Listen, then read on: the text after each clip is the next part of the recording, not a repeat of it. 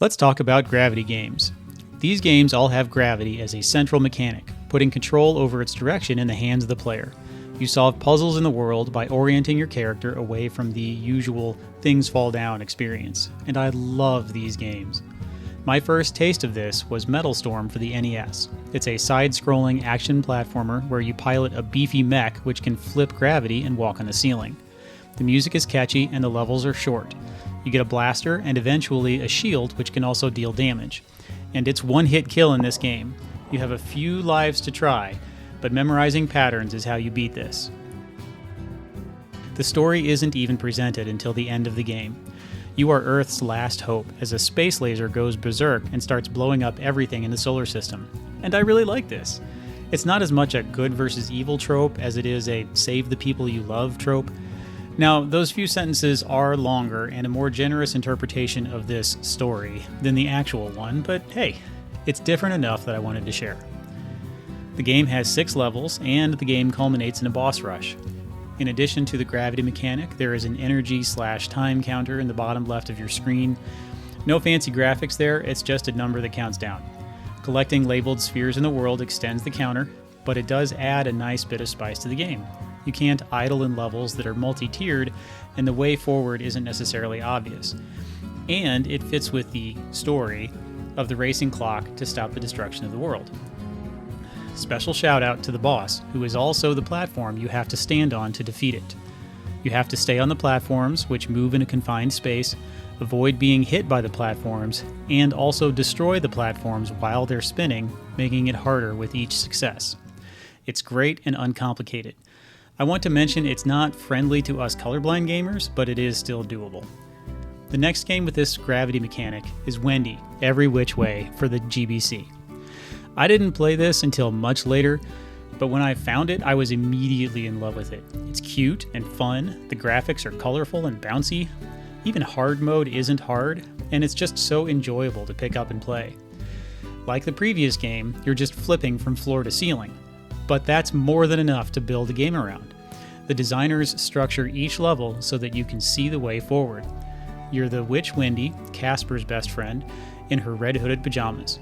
You happily bounce along a twisty castle, collecting some magic rocks you let out of a Pandora's box. I don't actually know if there's a story to this game. There doesn't need to be one. It's just cute and fun. You collect stars as you go. There's also a countdown clock, but there's so much time it's never a concern. And every few levels, you play on your broom, flying from tower to tower, shooting what look like speared fish and other weird little monsters, and collecting more stars. You can finish the whole game in 30 minutes. For all the talk online these days about cozy games, many of those are slower-paced RPGs, which ask you to manage a lot of numbers. But I want to propose that this is also a great cozy game. It's easy and fun, and has a quick little pace to it. I really think if you are way into the cozy thing now, and are interested in trying something new, you should definitely try this one out. Both of these games had the same mechanics, flipping gravity and countdown clocks. Both of these games hook you with how much fun it is to move and jump around. There wasn't much that developers had to work with without the Z-axis. Most games tried to stand out with their art. Some, like Ninja Gaiden, stood out with cinematic cutscenes. Mechanics like Kirby's eat your enemies and turn them into bullets felt like a twist. There were precious few, and right now I can only think of these two from this era that opened control of all directions to the player's movement, and that makes these two special. The fact that they're also both good games is icing on the cake. So, let's move to 3D. In chronological order, I will talk about Super Mario Galaxy, because I think if I don't, people might wonder why I didn't. But I don't completely think about this as a gravity game, because you don't control Mario's relation to the world. But you do have to figure out how to orient yourself in a disorienting space, which is something. The best part of this game to me are the space theme, running around on the littlest planets, and Rosalina. Like any Mario, it's not designed as a challenge as much as it's designed to capture your attention. The colorful, bouncy playfulness of the world keeps pulling you forward. And that's where I think this game is really separate from the others in this video. The experience for me of this game, and most Mario games, is a feeling that I have to keep going so I don't miss the next thing. Did you just clear a planetoid? No time to rest. You need to do this one too. When I'm playing the other games on this list, I want to keep going because going itself is fun. I would spend as much time in their worlds as I could, just bouncing around for the fun of it. Here, I felt bad if I stop, because when I do, there's nothing else in the game to do. Galaxy is a very pretty game and a technical achievement, and it is fun most of the time. It's just not really one of my favorites. It's okay.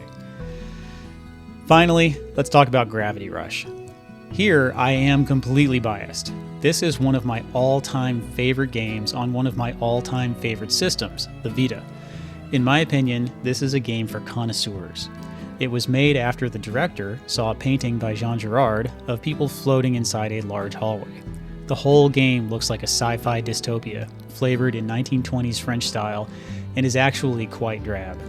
But the first time I jumped off a ledge and caught myself by stopping gravity, I was hooked. You play as Cat, an amnesiac with the power to control gravity, which is tied to this little stardust cat named Dusty, which follows you around. And it acts like a cat, too. In one level, it eats something it shouldn't, and while it's sick, your power is halved. And at the end of the level, it throws up and feels better. Your powers come back, and you scold it for being an idiot, which I do quite often in my daily life. Now, I will complain about this game a lot. The world building is part cosmic horror and part steampunk, both of which I don't actually go for. Those obnoxious blobs of energy with glass bulbs you're supposed to smash never stop being obnoxious. No amount of your skill makes these things easier or faster to deal with.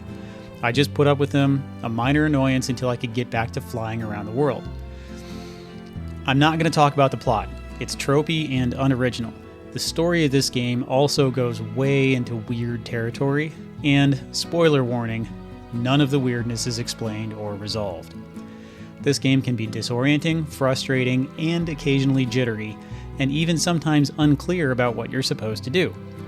So, if so much of this game sucks, why is this a favorite?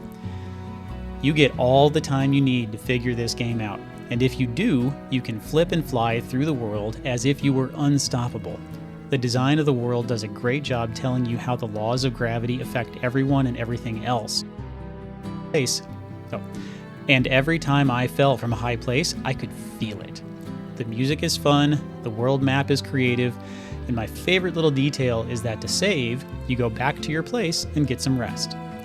It really is masterfully designed. You get everything you need in the beginning to play the whole game, and then you get the whole game to master it. It's fun to play from start to finish, and I couldn't put it down. I also really like the characters.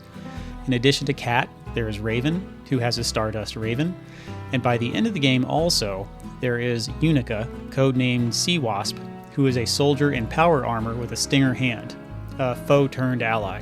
All three of these women fight together in the final battle, and it's great.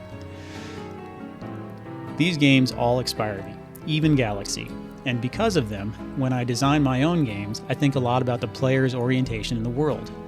What can the players see? What motivates forward progression or engagement? And how much can be done with one simple concept? If you're a designer, you should absolutely experience Gravity Rush. For the cozy gamers or anyone who just likes fun games, then Wendy is a must-play. I'll leave it up to you if Metal Storm looks interesting or not. Mario doesn't need me to promote it further. Play games where the designers got to push some limits and be original. Thanks for listening. Take care of each other out there, and I'll see you next time.